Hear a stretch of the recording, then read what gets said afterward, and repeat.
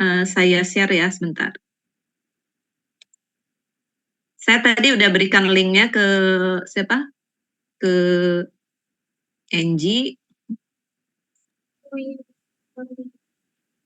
Nanti linknya silahkan di-share, tapi nggak perlu dibuka sekarang. Ini biar ngebukanya dari sini aja dulu.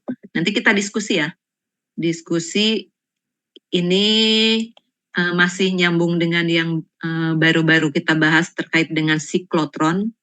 Nah ini kita ke PET-nya. Jadi kalau siklotron itu kemarin ke tempat atau fasilitas atau pabrik untuk membuat radioisotopnya. Nah sekarang radioisotopnya itu digunakan untuk PET. Nah di sini saya pilih videonya yang cenderung ada orang kimianya ya, yang cenderung nanti orang kimia bisa masuk ya. Jadi nanti ada kayak modelingnya juga. Terus di sini bagian depannya banyak cerita tentang misalnya sistem tracernya ya. Jadi radioaktifnya berinteraksi dengan sistem tubuh ya, atau ketika dimasukkan dalam tubuh ya, jadi fenomena transportnya. Kita amati dulu ya, terus nanti kita diskusi. Jadi yang di sini kita kayak belajar bareng, diskusi. Nanti kalian boleh nanya-nanya. Sebentar. Nanti silahkan nih mungkin Akbar atau siapa silahkan rekam ya. Ini karena saya nggak bisa ngeklaim hostnya. Nanti kalau ini kalau mau rekam silahkan direkam ya. Oke, kita lihat ya videonya ya tentang PET. Silahkan. Yeah. All right, great. Welcome everyone to the next Winehouse lecture. My pleasure to introduce Dr. Christine Sander, who was not our original scheduled speaker. Some of you may have noticed that. We were originally supposed to have Sam Mell from the help desk present on remote computing, but he had a family scheduling issue. And fortunately, Christine's given this talk a few times before and was able to come in last minute and give her lecture in advance. She was going to give it in November anyway, so we're very thankful that Christine was able to do that on short notice. Also jet lag, she just got back today. So today she's going to present to us an introduction on positron emission tomography, how the images are acquired, and what we could use with them. So thank you very much, Christine. All right, thanks Avery for a very nice introduction. And well, in the next hour, you're going to get an overview of really what it takes to do a positron emission tomography scan or study and what are the things involved. But to start out with, I wanted to just start out with an image of an example PET and an example MRI scan. If you've been coming to this series, you've seen some of the basic physics of MR images, but PET imaging is a very different type of modality, and so the images that we get look very different. This is just one example of how a PET image can look like, and what you can already see on the image is that you get very good sensitivity and specificity for a number of biological processes. PET itself is known as a quantitative technique, so we can really image molecular concentrations in the body. But there are also some limitations that PET has compared to MRI. So it has lesser spatial resolution, and there is limited anatomical information depending on what kind of tracer you use, and we're going to get into that. And as you probably all know, of course, with MRI, you get really good soft tissue contrast. You can get really good high-resolution anatomy with MRI. You get a relatively good temporal resolution when you do functional imaging, but you also have a somewhat poor sensitivity for molecular processes in MRI specifically.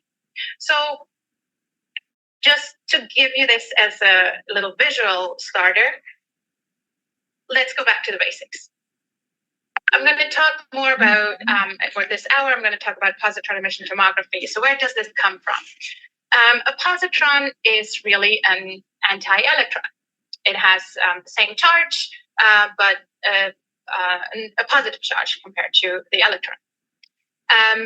Emission means really that any radioactivity is emitted from in this case, unstable nucleus. And tomography comes from Greek words tomos and graphia, which really means imaging a slice or section of the body in this case. So the positron emission part really comes from the fact that we use a radionuclide. And out with an unstable paranucleus that is produced. And there is a proton in that nucleus that decays to a neutron. And during this decay, what's given out is a neutrino, but it also what's given out is a positron. And when that positron is emitted, what happens is that this positron travels for a little bit of a distance called the positron range away from the nucleus, and it travels until it meets an electron. And when the positron and an electron meet together, they annihilate. And during this annihilation process, two 511 keV photons are produced that are given away at a 180-degree angle, at approximately 180-degree angle. And it's exactly those two 511 keV photons that are emitted during this annihilation process that we're imaging in positron emission tomography. Now, why did I start out with this? All of this entire process actually happens inside the body, because what we're doing in positron emission tomography is we inject a radioactive tracer intravenously into the bloodstream of a subject. And so this entire process that I just talked about happens inside the body. And when you have a patient placed inside a tomographic scanner that has PET detectors, we can then detect these 211 keV photons via a coincidence detection using a 3D ring-up detectors. And just to give you an idea about where in the electromagnetic spectrum we're lying with these kinds of energies, I've talked about the energies that we're looking at being at 511 keV. So that's all the way to the right of the spectrum here in the gamma ray region. Whereas if you're talking about MRI, we're talking about much, much lower energy, so all the way on the left here. And in between, we have the visible light spectrum. So overall, positron emission tomography, it is an ionizing radiation that you have. But that also means that effectively the photons that you can detect get emitted from inside the subject, but penetrates the tissue and then reaches the detector. And we're going to talk a little bit about this penetration through tissues as well, and what happens with that. So that's the very quick overview of the basic physics in PET. What I'm going to do from now on in this talk is to go over the steps of what happens during a PET imaging process. So what we do typically in any PET imaging experiment, you would have a radioactive tracer being produced by a cyclotron. The radiopharmacy produces a radio tracer, which is your isotope attached to a very specific molecule. This gets injected into the subject. You acquire data. You reconstruct the data, get your PET image, and then you would do you can do different types of analyses for your PET images. If you do quantification, you would want to apply a model, and you can get some outcome parameters such as glucose metabolism or receptor occupancy from this process. So this is a big picture overview. I'm going to return to this in this talk, but I'm going to talk about each of these facets a little bit more in detail throughout my talk now. And that brings me to the quiz number 1. So this is going to be an interactive session. I'm going to ask you questions, and there will be several quizzes throughout, and I'm going to see how much has stuck with you from a little section that I just talked about. So let's start. What have you already learned so far? And please just really shout out the answer here. So I'm going to start here. So in PET, a blank is injected intravenously.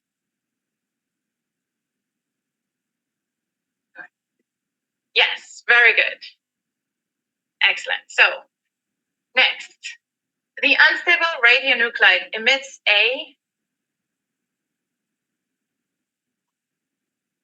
Very good.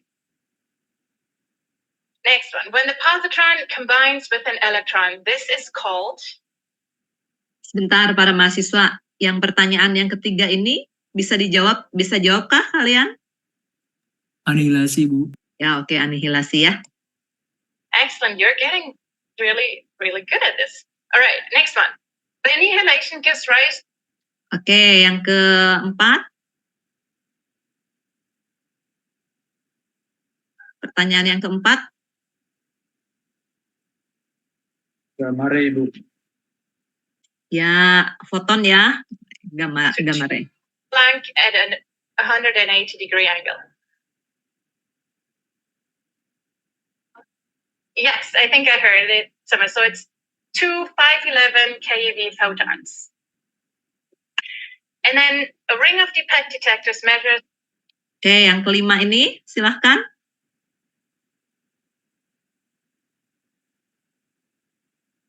Detektor PET yang mengukur foton ini menggunakan apa ya?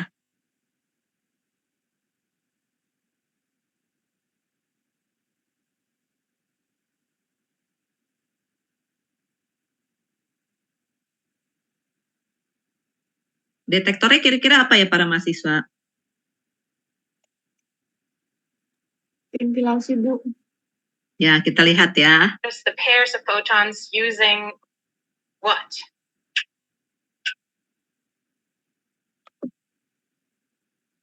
Is this a tough one? There we go. Yes, thank you. Coincidence detection. Nah, Excellent. jadi kalau di sini coincident detection, nanti kalian cari ya prinsip. Kalau yang di sini kan maksudnya detektor, tapi di sini menceritakannya coincident detection, sistem deteksinya. Jadi yang dideteksinya coincident. Nah, itu detektornya oleh apa? Nanti kalian cek ya. Kan ada juga buku, saya pernah memberi buku apa sih? Terkait dengan yang esensial apa gitu ya. Nah, di situ ada jenis detektornya ya. Kalau ini coincident detection ini ininya prinsip deteksinya ya. Kalau di sini kan dibilangnya padahal pertanyaannya detektor, tapi nggak apa-apa ya gitu. Kita lanjut. Kita lanjut ya. We're going to talk a little bit more about the cyclotron and the production of the radio tracer.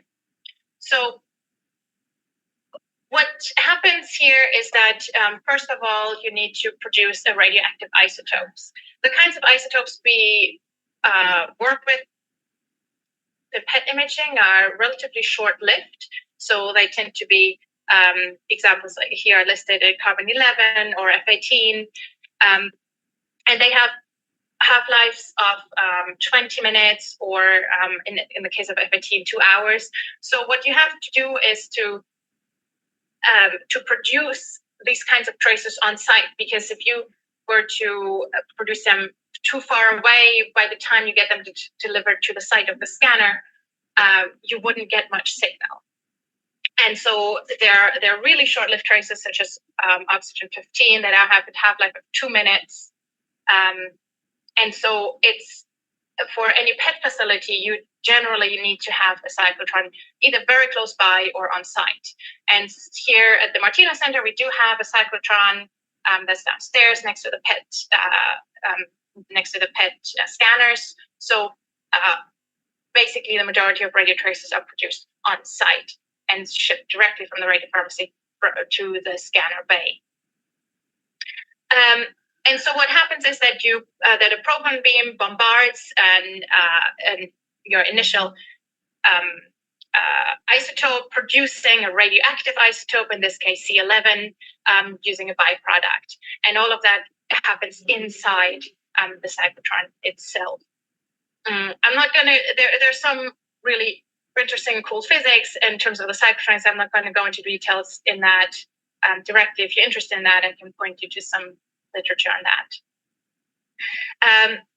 But as a second step, once you have your radioactive isotope, so in this case, C11, you then need to attach your radioactive isotope to a molecule of interest. That this is your biological molecule of interest that you would like to image. And in this case, there's a number of chemical steps involved, and it's really important to do purification, formulation, all within a very controlled environment so that everything stays sterile. And you have to also remember that anything that is produced during this process, some of the things can be automated, but some of them actually need a human to be involved. So they are going to be dealing during this time with radioactivity. And so you want to be producing your final tracer as soon as possible or as fast as possible to minimize radiation exposure. But once that's done, you can then start to image and inject the radio tracer into the patient. And I think it's important to point out this entire process because you can see that the isotope production can take on the order of 40, 45 minutes, depending on the isotope. And then it can take something on the order of an hour, it can be shorter or longer, for the actual radio tracer to be produced. And so if you have a scan scheduled at 3 p.m. in the afternoon, the radiochemistry team will start working at maybe noon to get your radio tracer going in order so that you can have the radio tracer injected at the proper time. So timing is really, really important in PET imaging. So let's talk a little bit about units of radioactivity. I've talked a lot about radioactive tracers, but how do we quantify that? And really there are two types of units that I use, but the SI unit of radioactivity is becquerel. And 1 becquerel really means that you have 1 decay per second. In the US, we actually commonly use radioactivity in units of curies, and it's really equivalent to becquerels, where 1 nanocurie is equivalent to 37 becquerels. So it's a linear conversion. It's just traditionally in the US we tend to talk about curies or millicuries as the radioactivity unit.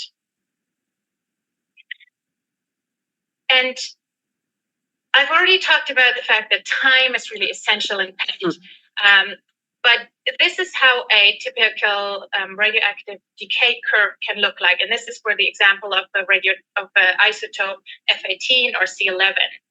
And when I talk about a half-life of an isotope, this really means that it's the time it takes for half of the atoms in your sample to decay. So if you start out with and really what that means is that effectively half-life means that you have a less stable radionuclide, and this decay always follows an exponential decay. So as an example, if you start out with 5 millicuries of C11 tracer and you wait 20 minutes, you're going to lose half of that radioactivity during that 20 minutes. So after 20 minutes, you're going to be left with 2.5 millicuries. And that's directly proportional to how much signal you can image with your PET camera. So time is really, really important. And knowing what the half-life of your isotope is that you're imaging is also really important to calculate that. So I've talked about the chemistry of the radio tracer, but let's talk about the biology a little bit, because it's really about asking what kind of targets can you image in the human body if you want to do PET imaging. And in general, when you're starting out with a new PET study, I would encourage you to think about it like this, not necessarily, oh, we have this tracer, now we can look at something, but ask about what's the target of interest, and then look about what kind of tools we have to image that. And broadly speaking, there are 2 categories of PET tracers. One of them is receptor or ligand based. That means that the radio tracer fits into a receptor ligand, just like a key fits into a lock. And you can image that. There are, in this case, and one of the examples is to look at dopamine receptors that you can image where your radio tracer is a molecule that specifically fits to that receptor and gives you a very specific signal to just that specific receptor. Another type of radio tracer is really enzyme or substrate based. That means that the radio tracer really interacts, for example, with an enzyme and creates a byproduct from that. And in some cases, that gets trapped in a cell. That's really the case what happens with FDG, which looks at glucose metabolism. But those are broad categories of PET tracers. There are a number of really different subcategories within that. Oke, para mahasiswa di sini saya ingin nanya ya sebelum presenternya nanya. Di sini nih ada dua apa? Sebentar ya. Ada dua prinsip ya, dua prinsip apa nih? Dua prinsip radio tracernya berinteraksi dengan target. Nah, kira-kira targetnya apa ya para mahasiswa ya tadi? Targetnya kira-kira apa yang diinginkan? Sebentar ya, saya keluarin annotate-nya dulu bentar ya.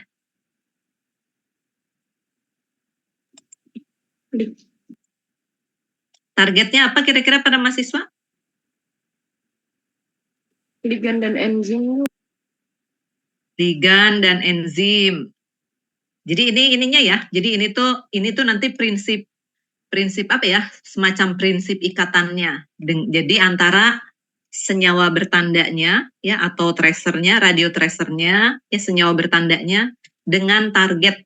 Nah, kalau yang dimaksud target kalau untuk medis itu apa ya? Bisa berikan contohnya enggak? Misalnya ada suatu senyawa bertanda ingin masuk ke dalam tubuh kita dan masuknya ke target. Nah, apa sih kira-kira contohnya target itu yang ingin dikejar oleh radio tracernya itu? Ada yang bisa menjelaskan? Seperti otak. Ya, jadi boleh otak gitu ya. Tapi gini, target itu bisa misalnya kalau kanker gitu ya. Kalau kanker ya berarti sel kanker gitu ya. Kalau untuk diagnosis tadi misalnya sel-sel di otak ya. Sel-sel di otak tuh misalnya biasanya banyak kalau yang pakai FGD ini ya berarti kan kalau di otak itu kan inginnya nanti kaitannya dengan ini, dengan glukosa ya. Jadi senyawa-senyawa di otak yang banyak mengandung atau yang banyak senyawa-senyawa di otak yang biasanya narik gula. Kan otak itu kalau kita bekerja gitu ya, terus otak kita sedang beraktivitas, otaknya bekerja. Nah, otak itu kan butuh apa?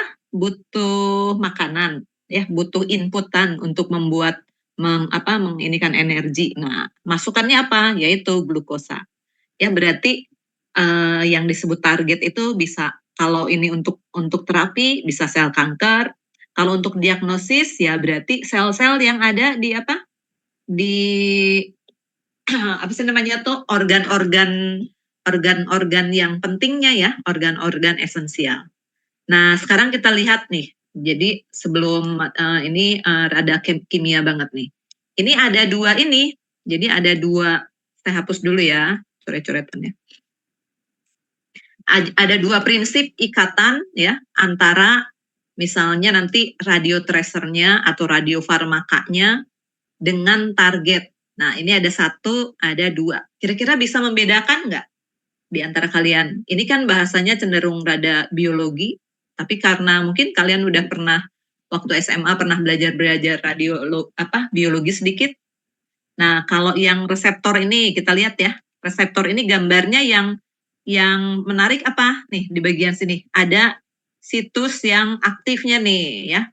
Nah, kalau yang ini kira-kira nih seperti ini. Nah, kira-kira ada yang bisa nggak menganalogkan dengan kasus-kasus kimia? Kalau yang ini apa ya? Yang ini apa? Atau bisa menjelaskan pakai bahasa kalian bedanya yang ini dengan yang ini? Silahkan.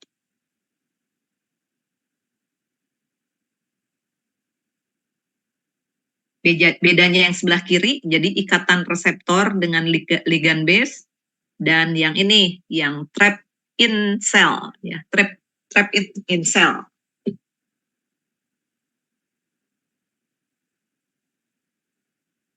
Kalian amati coba.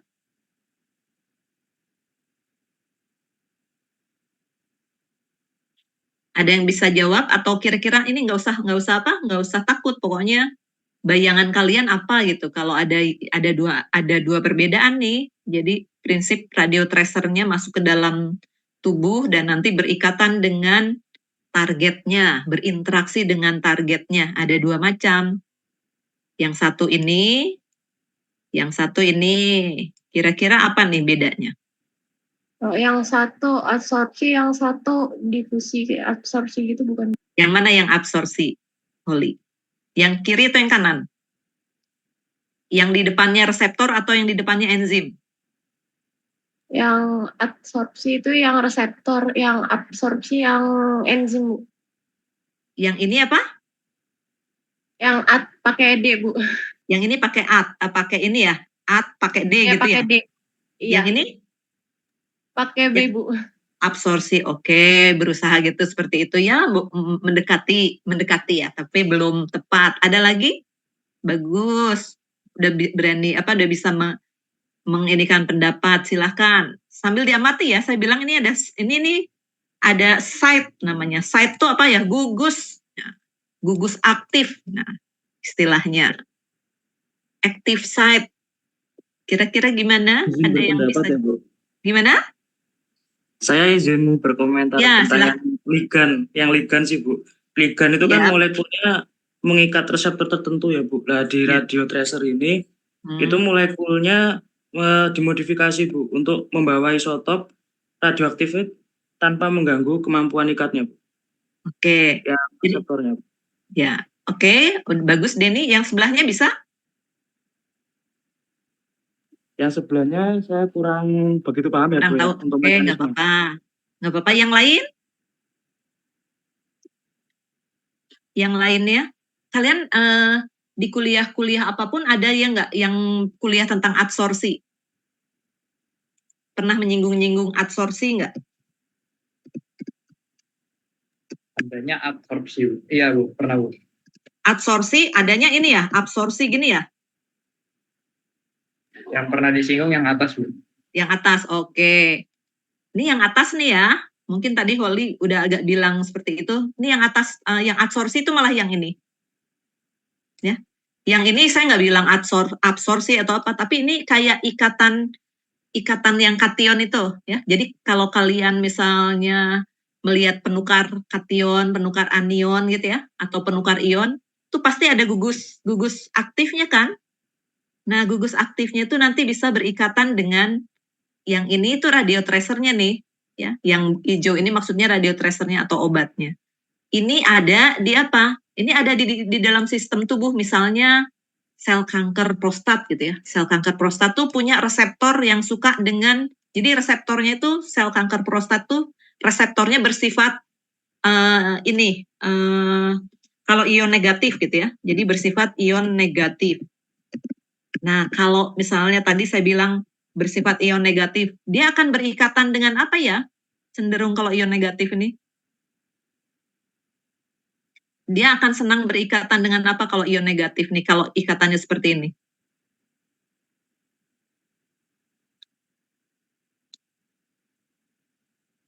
Ya, akan senang berikatan dengan positif ya. Jadi lawan ininya, ya gitu ya. Jadi seperti itu. Ini kalau disebut gugus aktif itu ya mirip dengan gugus fungsi ya.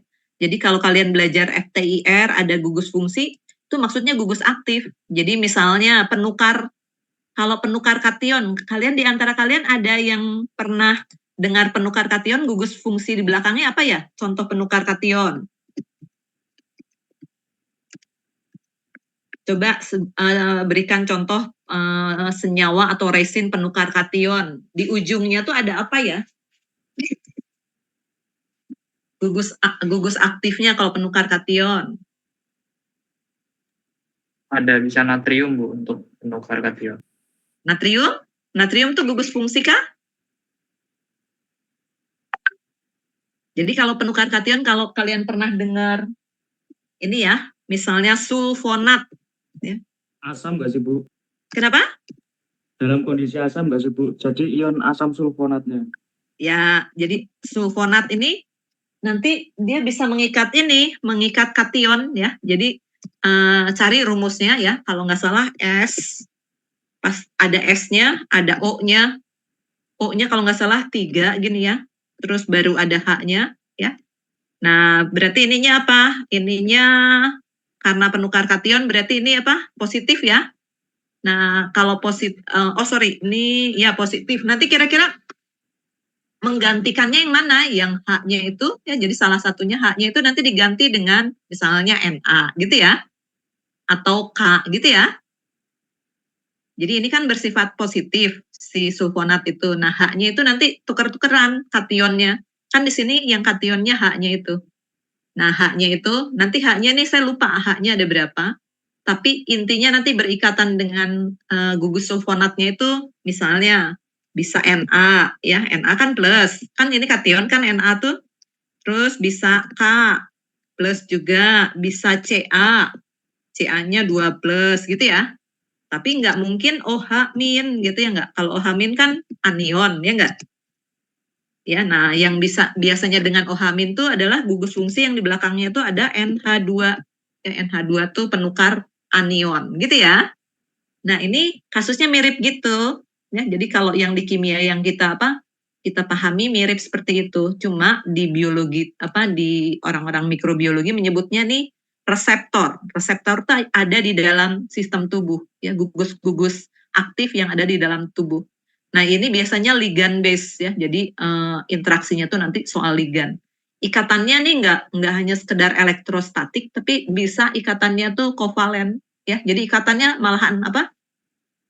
Kalau ikatan kovalen dengan elektrostatik, mana sih yang lebih kuat?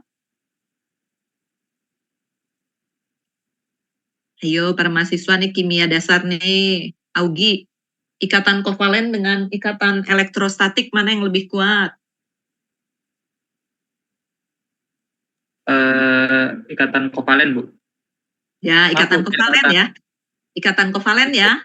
Ikatan elektrostatik lebih lebih nggak kuat. Kenapa buktinya? Ya banyak kan senyawa-senyawa yang mudah terionisasi. Nah, itu karena ikatannya sebetulnya ikatan elektrostatik. Tapi sama antara negatif dan positif. Nah, kovalen juga begitu tapi ikatannya lebih kuat. Ya, kira-kira gitu ya. Jadi ini sistem radio tracernya nanti dengan ini radio tracernya dengan nanti dengan targetnya ya, berikatan dengan targetnya. Targetnya tuh misalnya nih sel kanker nih ya. Sel kankernya tuh biasanya ada ini nih. Nah, reseptor tuh kayak gini. Jadi sama dengan virus kemarin virus COVID tuh kan ada kayak duri-durinya, ada kayak spike-nya tuh. Nah, spike-nya itu namanya gugus aktif ya. Itu nanti yang gugus aktif dari virus COVID itu nanti berinteraksi dengan reseptor yang ada di dalam tubuh kita. Nah, reseptornya banyaknya di mana tuh? Di paru-paru tuh banyak reseptor yang cocok dengan gugus aktif dari virus COVID. Ya, kira-kira gitu ya. Nah, di sisi lain ini yang trapping ini mirip dengan absorpsi. Jadi asal ada celah-celah ya, bisa ada celah, bisa ada pori ya. Nanti ada radioisotopnya ya, radioisotopnya bisa masuk ke sini ya, tertrap, jadi terperangkap ya. Boleh bentuknya saringan atau molecular sievers ya gitu, atau boleh yang material berpori ya. Nah, jadi material berpori. Jadi si glukosa ini kalau di bagian di sel otaknya itu ternyata enggak dengan sel reseptornya, tapi misalnya di bagian di bagian misalnya jaringan otak tuh ada kayak macam pori-pori gitu ya, misalnya ada pori-pori. Nah, si ini glukosanya bisa nempel di situ, tertrapping ya. Trapping tau kan ya, tertangkap ya, kira-kira gitu ya para mahasiswa ya. Kita lanjut ya. Sampai sini ada yang mau nanya dulu boleh? Ada yang mau tanya dulu sampai sini? Belum, Bu. Belum ya? Kita lanjut ya. FDG, you've heard about PET. That's probably the first tracer. You have heard of it. You've heard of it's fluorodeoxyglucose, and it measures glucose metabolism. Clinically, that is going to be 95% of your PET scans. It is a gold standard to use FDG PET for oncologic imaging because tumor cells really divide at a much higher rate. So they use much more glucose compared to other tissue cells in your body. So it really comes out as this bright spot and has very, very good contrast compared to other tissue types. That's why it's the gold standard in cancer imaging. And this is just an example of the map in the US of the distribution of the FDG network. But in addition to imaging cancers, FDG can also really look at glucose utilization. And being at the Martina Center, of course, we're interested in brain imaging applications. And just keeping in mind here that even though the brain represents only 2% of the body weight, it actually uses 25% of your total glucose. And in FDG, what you're looking at is really so this on the left is your FDG tracer. It crosses the blood-brain barrier and then interacts with this enzyme hexokinase. And when it's modified, it becomes trapped in the cell and is really metabolically trapped. And so that's how you can measure an increase in glucose utilization because the chemical structure has changed due to the interaction with the enzyme. And so when you are talking about brain mapping, which some of you might be doing, one of the very first brain mapping studies was actually done with FDG PET, not with fMRI. And here you can see an example from back in the 80s where a visual stimulus showed an increase using FDG PET in the occipital cortex. So FDG has many types of different uses if you're thinking about your the kind of question and you're asking. So a little bit more details about receptor radiotracers, and this is specifically about in vivo imaging with receptor tracer. And what I want to show you here is that we always say that we're injecting a radio tracer. Now, why do we say that? The radio tracer means that we're injecting, or the tracer part in radio tracer means that we are injecting a very, very small amount of this molecule. And so what we get is that the PET signal is proportional to density of whatever target we're imaging. But the key point here is because we are injecting a tracer, we're not disturbing biology. We're not saturating any kinds of receptors with our PET radio tracer. And so in general, what that allows us to do is if you have a high density target, so you have many receptors within a given region, you would expect your radio tracer to bind proportionally to larger amounts because there's more receptors. Whereas if you have a low density target, you will get a lower signal because you have fewer concentrations of receptors in that target. And that's how you can distinguish concentrations. But in vivo, it's also there's a caveat to this because what you can have is you can also have endogenous ligands. So especially if you're talking about a neuroreceptor, you will have endogenous neurotransmitter. So let's say, for example, there's the dopamine receptor you're looking at, you will have endogenous dopamine, so neurotransmitter that's abundantly available in the brain. So one of the things that PET is can actually not do is distinguish in this case between the top and the bottom targets, because now what you have is you might have a high density target, but if some of those receptors are occupied by an endogenous ligand, to the PET tracer, it will still only seem that there are so many number of available receptors there as in the low density target. So what we're really looking at with PET imaging is the number of available receptors. Not always truly about receptor concentrations, but the total number of available receptors. So it's just a detail to keep in mind that's important in certain cases. But overall, there's a lot of information that PET can provide. One, we can learn about the pharmacokinetics. This is really the information about the radiolabeled drug itself. We can also learn about pharmacodynamics because this is now the effects the body has on a drug. and gives you information about a biological event inside the body. And we really get both of these combined together because a typical curve in PET imaging looks something like this, where you get a mixture of your pharmacokinetics from the injection of the tracer, but you also get information about how the body is affected and how that tracer affects with biological events in the body. And there's a little note here that I have is that the uniqueness of the radio tracer is that they have saturable binding. So that means that a good radio tracer, if you inject it into the body, you will want to see a specific signal. That means that if you were to give a pharmacological blocking dose of that same drug with that tracer, you would see the signal go down significantly, and that's known as saturable binding of the radio tracer.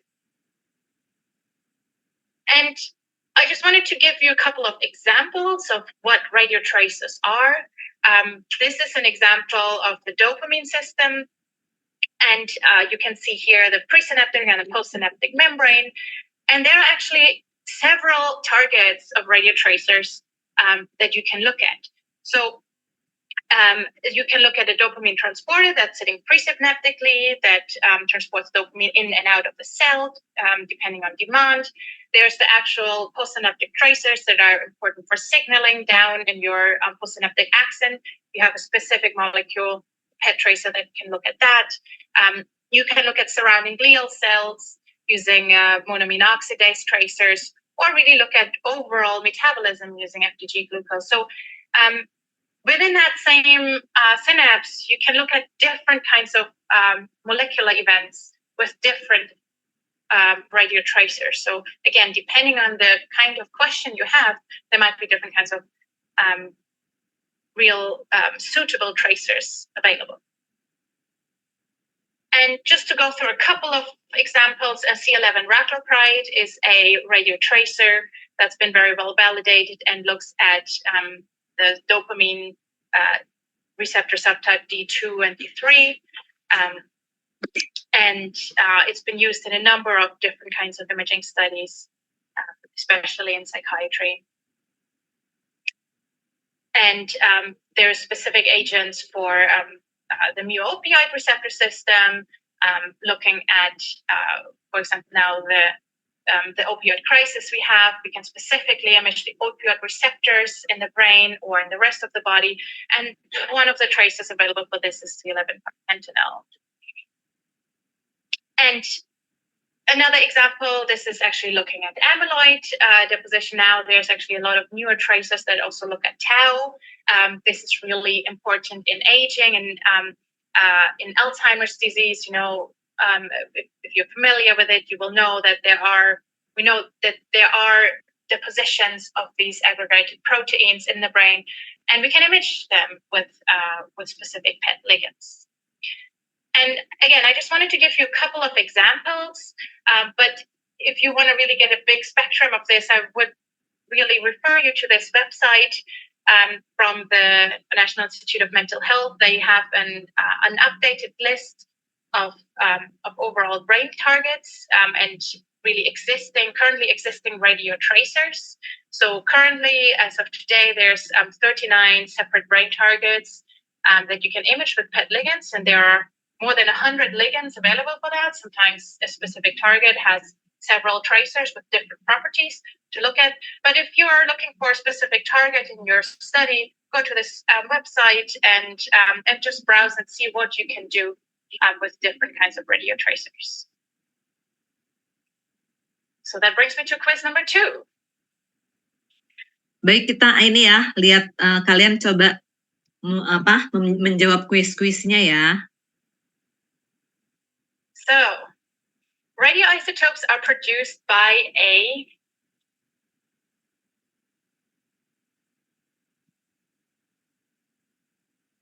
Bisa ada yang jawab?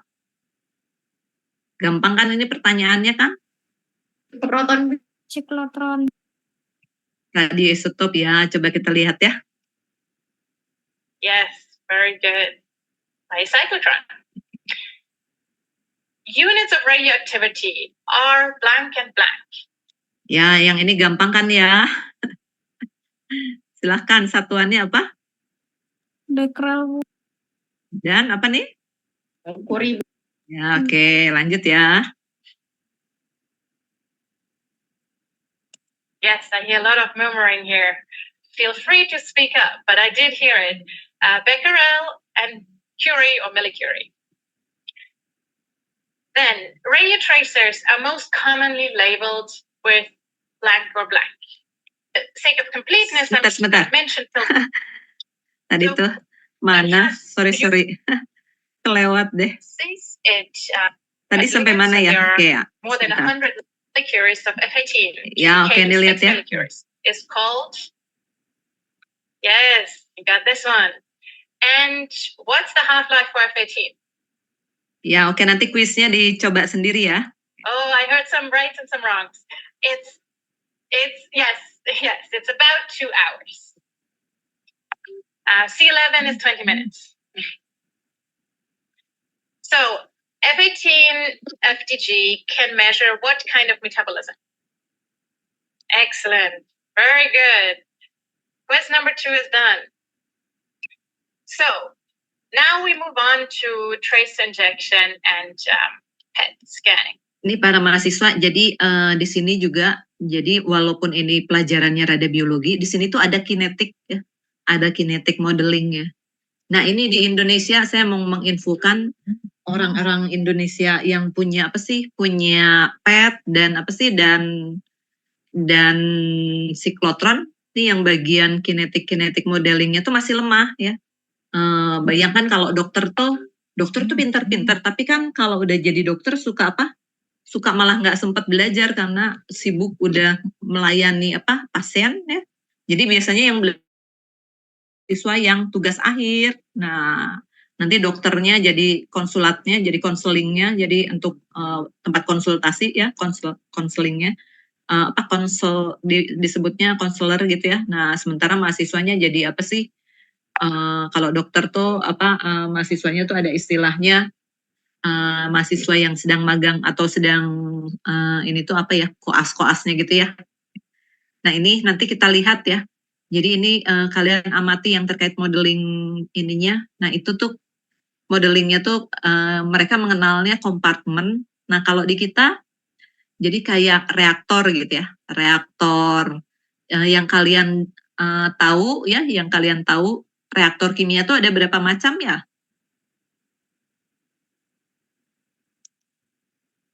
Reaktor kimia ada berapa macam para mahasiswa?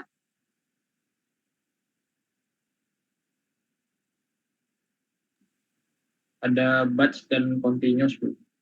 Ada batch dan continuous, ada jenis-jenisnya.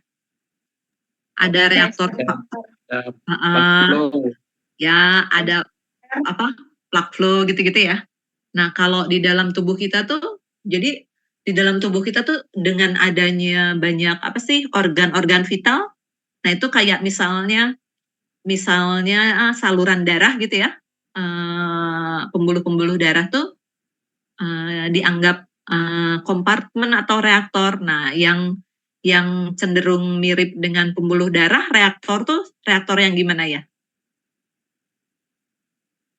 Yang polanya mirip dengan pembuluh darah, reaktor yang gimana? Ya, plug flow. Kalau lambung, kira-kira lambung tuh punya prinsip reaktor yang gimana?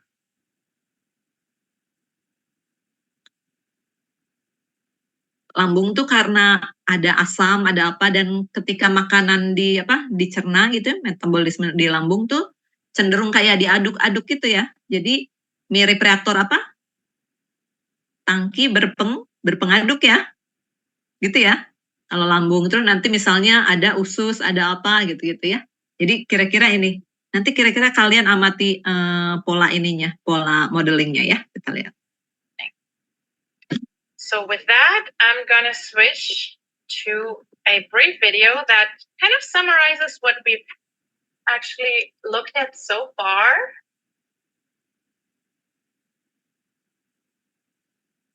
and it'll give you a little overview of what happens with the radio tracer.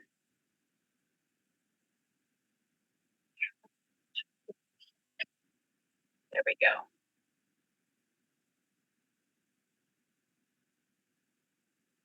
Oh. All right.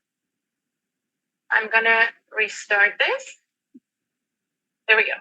So what you see here is that you have a radio tracer that's injected into the bloodstream. And so once it's injected, it takes a little bit of time to distribute throughout the entire body.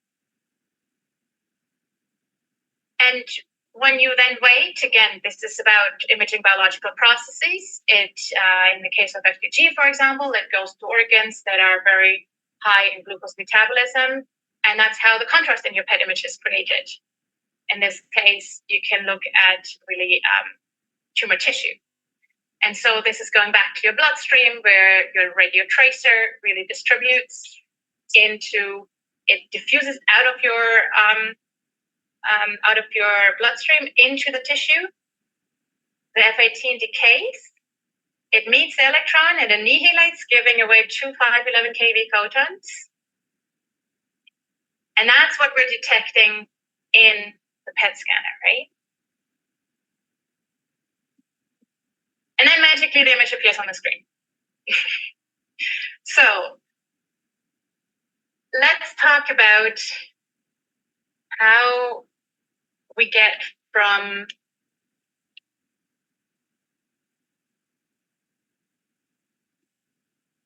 no, that's not what I want to do. Let me go back to my PowerPoint.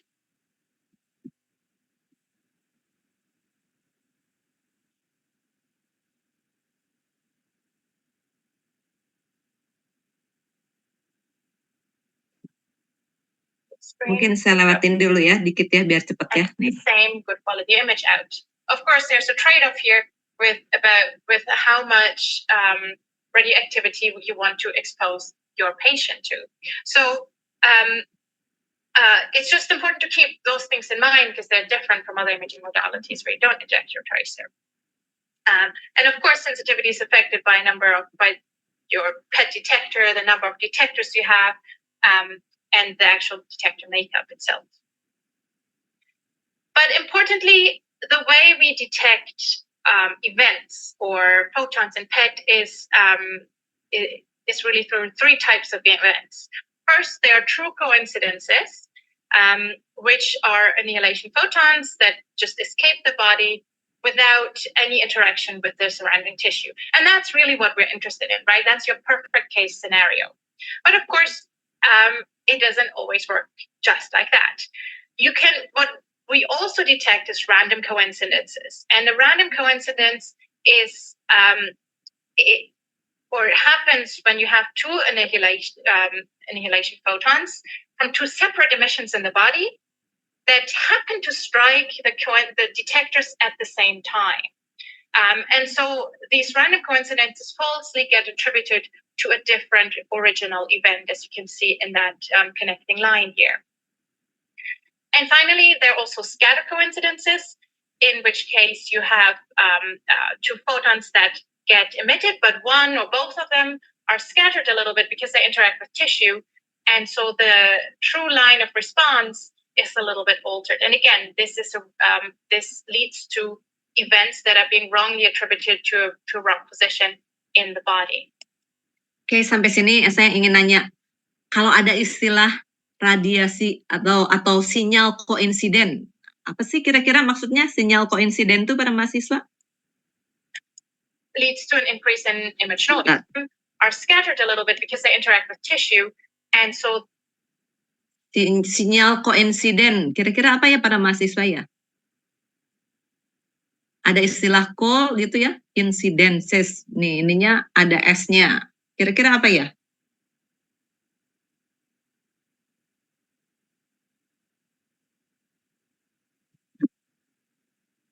Kalau diamati radiasi dari fenomena anihilasi ada berapa macam foton ya? Ada berapa foton? Bukan macam, ada berapa foton para mahasiswa? 2 Bu. 2 ya, serupa ya. Jadi kalau serupa tuh intinya koinsiden. Nah, berarti ini radiasinya ada yang 2 macam ya. Jadi 2 macam koinsiden atau sinyal. Nah, berarti nanti tadi yang terkait dengan apa sih detektor yang di sini ya. Ini detektornya bisa, pokoknya intinya detektor, kalau menurut kalian detektor gamma, alfa atau beta atau neutron atau X-ray detektornya. Jawab dulu nih, detektornya apa? Jenis detektor apa para mahasiswa? Gamma, Bu. Gamma ya. Nah, gamma tapi nanti yang bisa untuk koinsiden. Nah, kalau detektor gamma tuh biasanya apa saja? Ada apa saja? Sintilasi. Ya, sintilasi NITL ya. NITL, terus bisa HPJE ya. Cuma nanti HPJE jadi mahal banget nih. Tapi mungkin aja ada ya. Jadi bisa sintilasi atau HPJE. Koinsiden tuh nanti kalau di grafiknya gitu ya. Di grafik tuh kalau kalian belajar tuh kayak koinsiden tuh graf ininya selalu ada 2 nih ya. Jadi ada 1 ini, ada 2. Nah, tapi ini dalam bentuk pola grafiknya. Nah, tapi nanti kalau ini dirubah ya, ini dirubah ke image, nah nanti menghasilkan gambar, menghasilkan imagingnya. Nah, tadi di awal-awal dibandingkan antara PET dengan MRI. Nah, kalau menurut kalian kelebihan PET apa ya? Dibandingkan MRI. Dari gambar-gambar yang awal tadi, imagingnya. PET lebih spesifik, Bu. PT lebih spesifik. Dalam hal resolusi, mana yang lebih bagus? Resolusi lebih bagus MRI. Ya, oke ya. Dalam hal resolusi lebih bagus MRI. Jadi biasanya orang kalau mau MRI itu diberi ini dulu ya, pasiennya diminta minum ini kontras agent ya, kontras agent terus. Tapi kelemahan MRI itu kan MRI nggak bisa berwarna ya, nggak bisa berwarna. Tapi kalau yang ini PET bisa berwarna. Jadi tadi kalau kalian lihat pola otak gitu ya, otak orang-orang yang normal dengan misalnya maaf orang yang misalnya Alzheimer disease atau Alzheimer disorder itu ya, Alzheimer yang kena Alzheimer. Nah, nanti yang Alzheimer itu akan mengambil zat radioaktifnya lebih lama, jadi lebih banyak. Jadi gambarnya sangat kontras karena apa? Ada radioaktifnya. Nah, yang PET juga kelebihan daripada MRI, PET itu nanti hanya sebentar kalau scan-nya ya. Orang kan kalau di scan sebentar itu kan nggak ketakutan ya pasiennya ya. Coba kalau kalian mungkin yang pernah MRI, siapa di sini? Ada yang nggak yang pernah MRI? Adakah di antara kalian pernah MRI? Holly pernah nggak MRI? Nah, Bu. Nah, gimana rasanya? Boleh Saya cuma tidur, Bu. Hah? Tapi kan Cuma tiduran aja. ya, tapi kan kamu nggak dibuat tidur kan? Sadar kan? Ada pengaruh obatnya, Bu, jadi tidur. Oh, tidur. Jadi kalau yang MRI, ya mungkin kamu ini ya beda ya. Jadi ada tuh kalau yang sadar tuh, jadi biasanya tuh di scan-nya tuh sampai minimal 20 menit atau 15 menit, bayangin. Dan itu bersuara ya. Apa sih?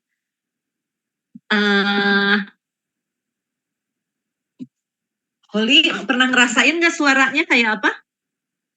Suara MRI kedengeran nggak? Enggak, Bu, beneran, Bu. Oh, kan kalau Soalnya udah lemes banget, Bu. suaranya kan itu ada magnetik itunya ya. Itu ininya suaranya tuh apa sih? Suaranya tinggi banget gitu. Jadi kenceng, jadi ke telinga tuh kayak ini. Jadi kalau orang yang sadar akan ketakutan tuh. Jadi di MRI itu ya, karena bunyinya agak ya nggak nyaman lah kalau untuk ini. Tapi mungkin kalau pasien yang mungkin terlalu nantinya kan misalnya di scan-nya kalau lama memang mungkin ada pasien yang memang dibuat tidur, ada yang kalau hanya MRI yang nggak dibuat tidur tuh hanya yang untuk diagnosis yang awal-awal gitu ya.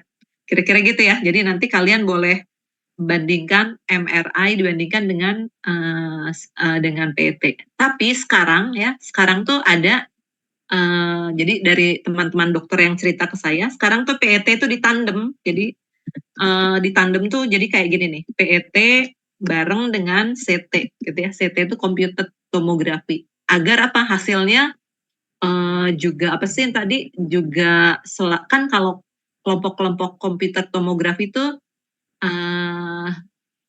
ininya apa sih tadi yang saya bilang tuh apa resolusinya tinggi. Nah, jadi PET-nya tadi warnanya bagus, terus dikasih resolusi yang tinggi. Ya, jadi harganya memang nanti 2 kali lipat nih di tandem. Tapi jarang PET dengan MRI itu jarang, tapi PET, CT gitu ya, di tandem. Kira-kira gitu ya. Jadi ini share-share sedikit. Terus nanti kita lihat ya, mungkin di sini agak dipercepat ya, biar nggak terlalu lama. Jadi ini terus yang saya maksud nih tadi nih, ya misalnya yang ini bagian-bagian dari sistem instrumennya, kita harus memperhatikan normalisasi, pile up, dead time, ya, atenuasinya, masalah-masalah sketcher, terus masalah-masalah partial volume effect ya. Jadi artinya ini kalau yang ini terkait dengan gambar targetnya. Ya. There are a number of other Terus data corrections sebentar saya that kecilkan suaranya ya. and I'm not going to go into Terus detail, kita lihat ini. for every angle. Nah, So what that means is that for nah ini si PET ini membutuhkan sinogram ya. Nanti kalian amati ya, sinogram ini gunanya untuk apa ya? radius angle, you get 1 point in your sinogram. Jadi ada istilah sinogram, kemudian Recorded in the raw cell or for several angles, you can then estimate projection to your actual real projection. Sinogram, that's correct. That's the raw image space. And then nih ya, jadi sinogram tuh nih lihat, jadi untuk mengolah nih ya, sebenarnya untuk menyimpan data mentah dan sekalian mengolahnya ya. Nah, setiap nanti sinyal dari sinogram nih berkoresponden atau berkorelasi dengan sinyal koinsidennya. Lanjut ya, kita lihat ya. Saya mau memperlihatkan ini. Nah, memperlihatkan yang tadi mulai ke apa sih, ke modeling ininya ya, modeling kinetiknya. Kita lihat. what we can do in PET, I mentioned this at the very beginning, is that we can quantify PET images to look at really molecular concentrations. In order to do that, we need to do kinetic modeling. Why do we need to do that? So this is really the justification for it. So when you have the PET image, as you see here, when you're looking at a voxel, you have you're really looking at whatever, or really what you're interested in is the radioligand that's bound to your target of interest, right? But when you're looking at a PET image, you don't only have, you're not looking at purely just your specific binding of that tracer to your target. You also see that there is some radioligand that can be floating in free tissue because, right, we're injecting it into the bloodstream and it diffuses into free tissue. So not all of your radio tracer is sitting at that ideal target. So that's also in your voxel. What's also, in addition to that, in your voxel is maybe some blood vessels that where radioligand is still passing through. It might be diffusing in and diffusing out, but there might still be residual radioligand in blood plasma that can change over the course of your PET scan. So you have all of these really what we call compartments in one voxel of your image. And because we have these different types of radio tracer bindings or really the existence of radio tracers in different types of tissues, we come up with compartmental models to quantify that. And so this is really an example of a model where you can express the concentration of radio tracer you have in plasma, the concentration you have in non-displaceable or free tissue, like free floating in tissue. And then you, of course, have the specifically bound ligand that you want to really measure.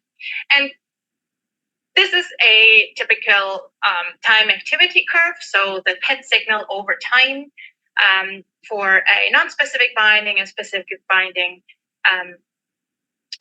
time activity curve. from that are corresponding to these compartments, and just to give you an idea of how they can vary in time. And when we have these compartmental models, the way we describe them is that you can then use the law of mass action in order to describe them as first order differential equations. Again, I'm not going to go into details of this, but I just want you to understand that that's how we mathematically describe a compartmental model. That's, in this case, the example above.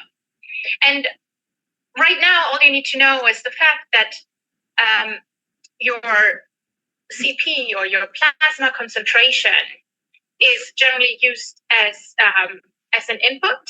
So in the ideal world, you know what your plasma concentration is like, and that you can actually measure that in a patient when taking blood samples. And the other known that you have here is your PET signal. So it's you acquired your imaging signal for each voxel, right? And so the PET signal is both the non-displaceable and the specific binding tissue combined. And if you image late in the scan, you won't necessarily have too much overlap with your blood volume, but it's a little bit tracer dependent. And we know those parameters, and what we're interested in is actually to estimate these rate constants. So it's K1, K2 through K4, and different radio traces have different models. Because they do describe the biological events that radio tracer goes through, but you would want to solve for these kinetic rate constants given the knowns that you have, and it's possible to do that with these some differential equations. But there are many different types of models that you can apply in this context. So overall, I just want you to be aware that they're both microparameters and macroparameters. Microparameters are really individual rate constants that I just pointed out that really are theoretically defined well and that we can estimate. But it's really hard because there's a lot of variability because it's really we have too many unknowns for the number of knowns that we have in just this simple equation. So what we do is we rearrange some of the equations in order to compute compound variables. And so they are usually composed of ratios of some of these microparameters and kinetic parameters, but they do have biological meaning. And they are much more stable as a final outcome measure to quantify. And so what examples of this is binding potential or volume of distribution, that is an outcome parameter in PET. So binding potential as one example for a two-tissue compartment, it really tells you about the specifically bound ligand. It's defined as the equilibrium ratio of specific binding relative to a reference concentration. And this reference can either be for example, a type of tissue that doesn't have any specific binding. Some radio tracers, you can have this delineated by anatomical information because you know that certain parts in the body or in the brain don't bind that target. So you can use that as your reference, or you can use a blood concentration as your reference for your binding potential. And so it's really the relative, it's really that ratio that defines binding potential. And if you're looking at changes in your signal, you can have a baseline binding potential, and then your relative change in binding potential is something where they can then talk about changes in your target occupancy. So that brings me to quiz number 4. Oke, yang ini kita coba menjawab kuisnya ya. This is my final quiz on kinetic modeling. So here we have an example of a kinetic model with 3 compartments that you can see here. And what, well, I actually gave this one away. This is a compartment. But I'm not going to give the next one away. What are these parameters called? Ya, kira-kira itu apa? Parameter apa itu yang ditunjuk? Yang K2, K4 itu apa ya? Mikro, Bu. Parameternya apa? Parameter kalau ada kayak gini nih, K2, K ini terkait dengan apa? Kecepatan reaksi, Bu. Konstantanya. Kenapa? Kecepatan reaksi. Kontak. Kita lihat ya jawabannya. Kalau terkait dengan apa? Jadi aliran nih dari kompartemen plasma ini ke kompartemen ND ke kompartemen B. Nah, itu kaitannya apa tuh? Kalau kinetik itu apa? Konstantanya terkait dengan apa kalau kinetik? Ada keywordnya ini ya, rate itu apa tuh bahasa Indonesianya? Laju reaksi, Bu. Laju. Ya gitu ya, kita lihat ya.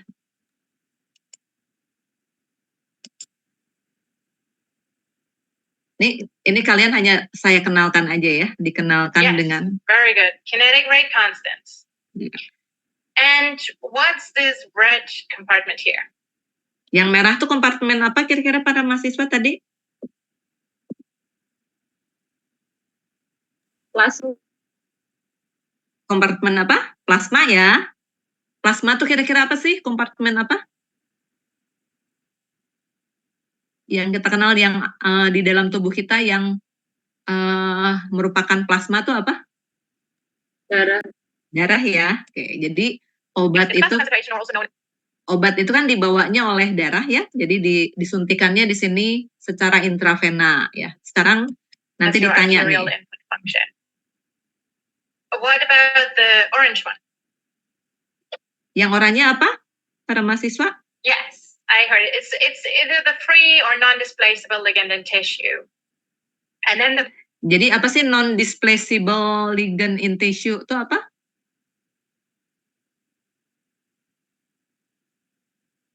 Oke, yang biru apa coba para mahasiswa?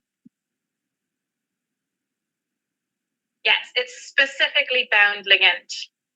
And then what's this dotted line here? If you take both the non-displaceable and specifically bound ligand together, Yang terakhir apa tuh jawabannya? Pertanyaannya? Ya sambil belajar bahasa Inggris. that's the tissue concentration. That's the tracer that's in tissue versus blood.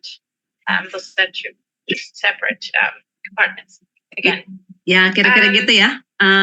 Jadi ini kelihatan sebetulnya kalau jadi saya hanya mau cerita. Jadi saya pernah beberapa kali belajar terkait dengan misalnya modeling seperti ini.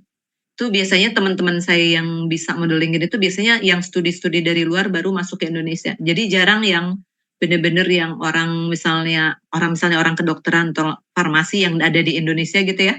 Kecuali nanti misalnya dosennya atau pembimbingnya tuh memang dari luar. Nah, biasanya baru share terkait dengan modeling yang kayak gini. Nah, ini prinsipnya tadi tuh kalau ingin melihat jumlahnya ya. Jadi tadi kan di sini ada kayak kesetimbangannya gitu ya, kesetimbangan apa pada saat kesetimbangan. Nah, berarti yang masuk jadi yang diinginkan tuh coba di antara ini kan di darah masuk di sini. Yang diinginkan yang oranye atau yang biru ini ya kira-kira? Biru. Yang biru ya. Jadi yang biru. Jadi nanti ini ngitung. Jadi ini kayak apa ya? Kayak ngitung terkait dengan kontrolnya gitu. Yang lain-lain kan kalau yang berikatan dengan apa sih? Di bagian tubuh kita yang berikatan dengan radio tracernya itu bukan hanya targetnya, jadi yang lain pun bisa ada yang bisa berikatan dengan targetnya. Nah, kadang-kadang ini butuh buat koreksinya ya. Jadi kita mengetahui data yang non-displaceable ligand in tissue ini adalah nanti untuk ngitung ininya, untuk ngitung netnya ya, jadi ngitung si radio tracer yang benar-benar ada di sini itu berapa. Nah, nanti kalau sistemnya itu sudah computerized juga, nah ini biasanya nanti kayak dinormalisasi gitu ya. Jadi hasil yang di sini itu dinormalisasi. Mungkin ini sekedar pengenalan buat kalian bahwa di PET ya, di aplikasi PET itu ada hal-hal yang nanti kalian bisa terapkan kalau tertarik ke medis ya. Nah, kalian bisa masuk ke sini. Kira-kira itu ya yang saya sampaikan dari informasi yang saya dapat misalnya ini dari YouTube. Nanti materi yang lainnya sambil kita lihat sedikit ya. Mungkin sampai sini ada yang ingin tanya, kita diskusi aja, nanti saya upayakan bisa menjawab, kalau enggak nanti ya kita lihat, kita carikan jawabannya minggu depan. Ada yang ingin tanya para mahasiswa? Atau ingin diskusi?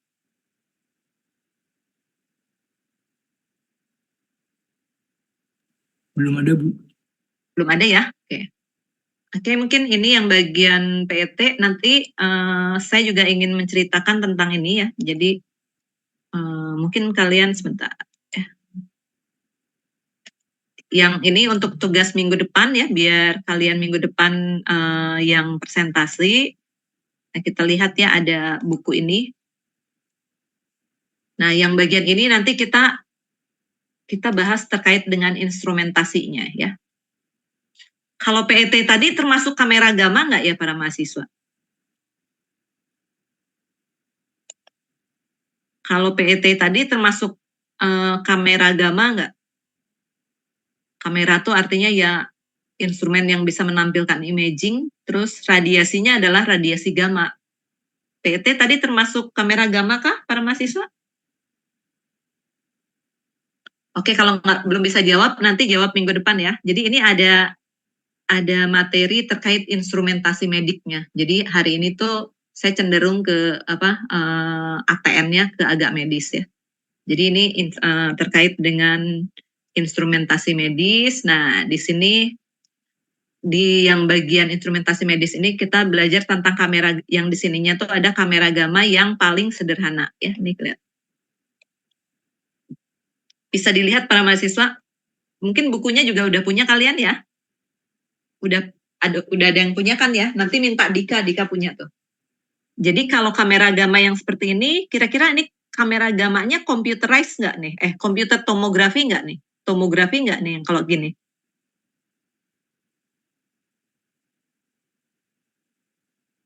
Atau jenis kamera gammanya seperti apa nih kalau kamera gamma seperti ini?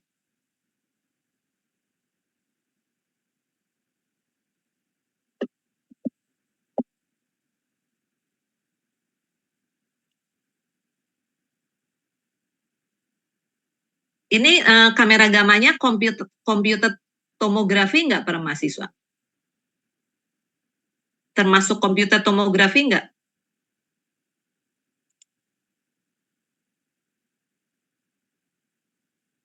Sepertinya iya. Denny gimana Den? Ini computer tomografi nggak? Kalian tahu nggak tomografi itu maksudnya gimana? Tomografi itu yang gini ya, tadi kan ada istilah kata-kata tomografi. Kira-kira tomo itu apa? Slice gitu kan ya? Ya, jadi nanti si detektornya tuh bisa muter gini. Nah, kalau ini muter nggak nih ke sistem tubuhnya? Atau hanya ini aja? Nggak. Nah, berarti ini bukan tomografi ya, berarti ini hanya kamera gamma yang paling sederhana, sering disebut dengan planar. Ya. Jadi kamera gamma yang planar nih seperti ini ya. Tapi ini kita bisa belajar dari sini, belajar paling dasarnya.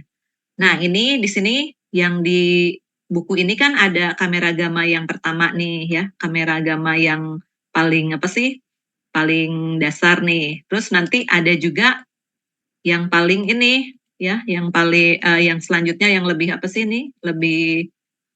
Nah, ini ya, ada namanya single photon emission computed tomography. Jadi CT ya, computer tomography, tapi fotonnya single. Kenapa disebut single photon emission? Kira-kira biar apa nih? Single photon gitu. Dibandingkan dengan PET tadi. Kalau PET kan fotonnya tuh ada 2 ya, koinsiden gini ya, yang ditangkap oleh detektor. Kalau ini ya 1 aja, tadi mirip yang tadi ya, jadi misalnya ini pasien ya, terus di sini ada organ yang diberi zat radioaktif, terus nah single tuh berarti ya fotonnya hanya 1 gini, 1 jenis ya. Jadi enggak 2 koinsiden ini, dan jenisnya ya dari energi yang 1 ya, hanya 1. Itu namanya single photon emission tomography. Jadi tadi ada kamera gamma planar, kemudian ada ini single photon emission tomography, itu sering singkat dengan spek ya. Spek gini ya. Nanti mungkin coba kalau kalian mau berkunjung, kita coba lagi nanti rencanakan berkunjung ke mana? Ke ini ya, ke Sarjito ya, cobain lagi.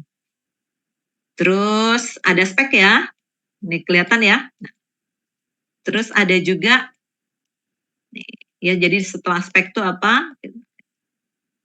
Nah ini PET ya.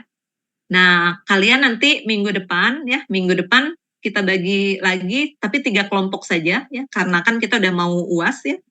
Yang satu kelompok itu membahas tadi ya, membahas kamera gamma planar ya, kemudian yang satu kelompok membahas kamera spek, yang kelompok 3 tentang emission tomografi. Nah, kalian ringkas saja dari sini ya. Kalau mau berimprovisasi dari dari YouTube juga boleh ya.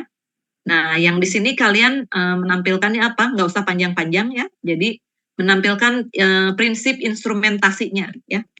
Prinsip instrumentasinya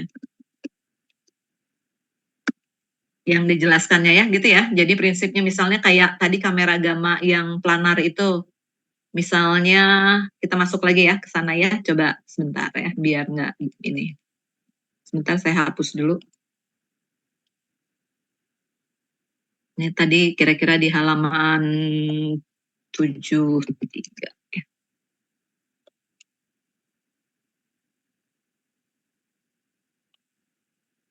Nih misalnya ya kamera gamma tuh prinsipnya di sini ada satu nih ada organ yang diberi disuntikan zat radioaktif, lalu zat radioaktifnya lewat ke apa nih ininya bisa dilihat aja nih,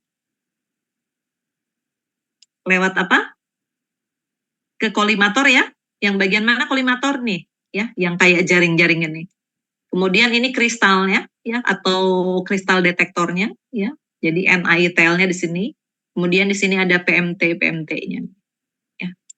Nah, nanti dari sini prinsipnya apa saja ya. Jadi ceritakan ada di sini semua. Nah, kalian ringkas terus presentasikan minggu depan ya para mahasiswa ya. Kalau bisa mungkin 3 kelompok tuh minggu depan semua. Seperti itu para mahasiswa untuk minggu depan ya. Ya, oke ya, itu saja ya para mahasiswa. Mungkin hari ini sampai sini aja. Ada yang ingin ditanyakan atau ingin disampaikan?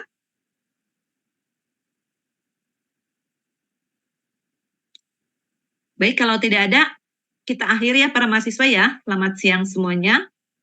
Semoga semuanya tetap sehat. Sampai ketemu minggu depan ya. Mohon maaf bila ada hal-hal yang kurang berkenan. Makasih ya para mahasiswa.